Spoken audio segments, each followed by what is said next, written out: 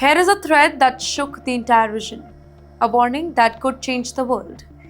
Well, the whole conflict between Israel and Iran, it has again taken a dangerous turn after a major strike on Iran's south Pars gas field. That gas field is one of the largest energy reserves on the planet Earth. This is not just about another attack anymore. Well, it hit a heart of Iran's economic lifeline. And you know what the response was? It was fierce, it was direct, and it was deeply alarming. At the center of this response is Mojtaba Khamenei, the one who has now issued what many are calling his strongest warnings yet.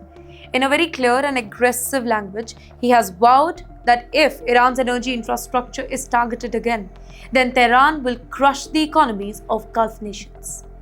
Well, this is not just rhetoric, it is a signal that the battlefield could shift from military target to economic warfare on the massive scale. In the meantime, the IRGC, they have gone even further, warning that it would completely destroy the oil and gas infrastructure across the region if provoked again. Can you think what that means? That means countries like Qatar, Saudi Arabia, and the UAE, they depend heavily on energy exports. Targeting these sectors is not just military move anymore, it's a direct hit on the global economy.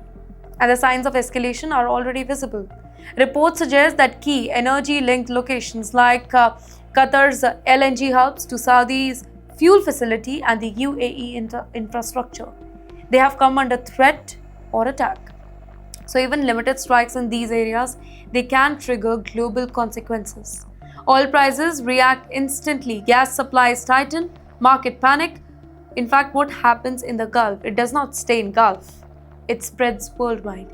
Iran's top leadership is also raising stakes, by the way. Their president, Mr. Masoud Pezeshkian, and their parliament speaker, Mohammad Bagher, they have both issued stark warnings calling the further actions or attacks on Iran's energy sites suicide.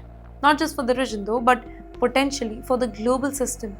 Their message is clear here. This conflict, it is now approaching a point where no one remains untouchable. Experts say that this marks a shift from conventional conflict to economic warfare and strategic deterrence. Instead of only targeting military bases or cities, the focus now is on energy arteries, the pipeline, refineries, export hubs that power the economies. Disrupt them, and you don't just weaken a country, you shake the entire world. The fear now is escalation through retaliation. If Israel strikes again, Iran could respond, and not within just its own borders but across the Gulf.